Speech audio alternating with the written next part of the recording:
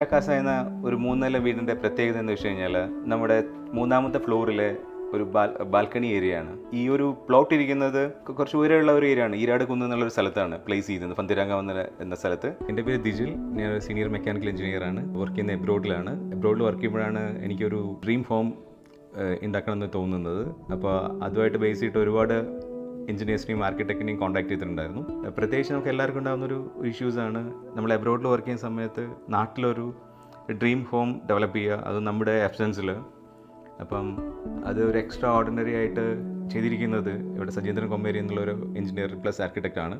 എൻ്റെ ചലഞ്ചസ് എന്ന് വെച്ചാൽ ഇത് ഈ ഒരു പ്ലോട്ട് ഇരിക്കുന്നത് 4 സെൻറ്റിലാണ്.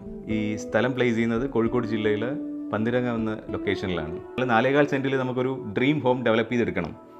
കാരണം ഒട്ടും സ്പേസ് കാര്യങ്ങളൊക്കെ തോന്നിക്കാത്ത രീതിയിൽ ഒരു എക്സ്ട്രാ ഓർഡിനറി ഡിസൈനിൽ, ഒരു എക്സ്ട്രാ ഓർഡിനറി ആർക്കിടെക്റ്റൽ വ്യൂവിൽ, അല്ലെങ്കിൽ ഒരു എസ്തെറ്റിക് വ്യൂവിൽ ഒരു ഡ്രീം ഹോം മേഡ് എല്ലാവരുടെയും ആഗ്രഹമാണ്. അതേപോലെയാണ് ഞാനും അപ്രോച്ച് ചെയ്യുന്നത്. കാരണം ഒരു സിംഗിൾ ലൈൻ ഡയഗ്രാം കാര്യങ്ങളൊക്കെ എഞ്ചിനീയർ സജീന്ദ്രൻ കൊമ്പേരിക്ക് കൊടുത്തിട്ടുണ്ടായിരുന്നു. അതിനെ ബേസ് ചെയ്തിട്ടാണ് പുള്ളിയുടെ ഒരു ആർക്കിടെക്റ്റൽ വ്യൂവിൽ, മീൻസ് പുള്ളിയുടെ എക്സ്പീരിയൻസ്, പുള്ളിയുടെ ഒരു എക്സ്ട്രാ ഓർഡിനറി എക്സ്പീരിയൻസും ചലഞ്ചസും ആണ് പുള്ളി ഇവിടെ ഫേസ് ചെയ്തിട്ടുണ്ടാവുക. ഈ ഒരു ഏരിയ എന്ന് വെച്ച് കഴിഞ്ഞാൽ ഒരു എക്സ്ട്രാ ഓർഡിനറി വ്യൂ ഉള്ള ഒരു ഏരിയ ആണ്.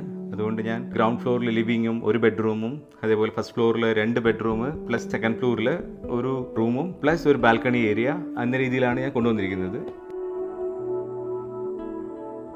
നമുക്ക് ഈ വീട്ടിലേക്ക് കയറി വരുമ്പോൾ നമ്മൾ കാണുന്നത് ചെറിയൊരു സിറ്റ് ഔട്ട് ഏരിയ, 2 പേർക്ക് ജസ്റ്റ് ഇരിക്കാൻ പറ്റുന്ന രീതിയും. എന്തുകൊണ്ടാണ് അങ്ങനെ കുറയാൻ കാരണം എന്ന് വെച്ച് കഴിഞ്ഞാൽ, ഞാൻ ഒരു നല്ലൊരു സ്പേഷ്യസ് ആയ ഒരു ലിവിംഗ് റൂമാണ് ഞാൻ ഒരുക്കിയിരിക്കുന്നത്. അതിൽ മൾട്ടി കളേഴ്സ്, അതേപോലെ നമുക്ക് വീട്ടിൽ ലൈറ്റിങ്സ് എന്ന് വെച്ചാൽ 2 കളേഴ്സ് ഉണ്ടാവും, വാമിലുണ്ട്, ഒന്ന് ലൈറ്റ് കളേഴ്സ്, ഒരു സോഫ സെറ്റ്, ജസ്റ്റ് നമുക്ക് ഒരു ടീപ്പോയ് കാര്യങ്ങളൊക്കെ അറേഞ്ച് ചെയ്തിട്ടുണ്ട്. നമ്മൾ അവിടെ നിന്ന് നേരെ പോകുന്നത് ചെറിയൊരു പാർട്ടീഷൻ ഏരിയ പോലെ കാണുന്ന രീതിയിൽ ഒരു ഡൈനിങ് ഏരിയയിൽ പോകുന്നു.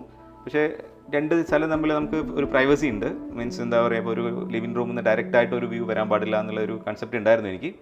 അപ്പോൾ അത് തീർച്ചയായിട്ടും ഇംപ്ലിമെൻറ്റ് ചെയ്തിട്ടുണ്ട്.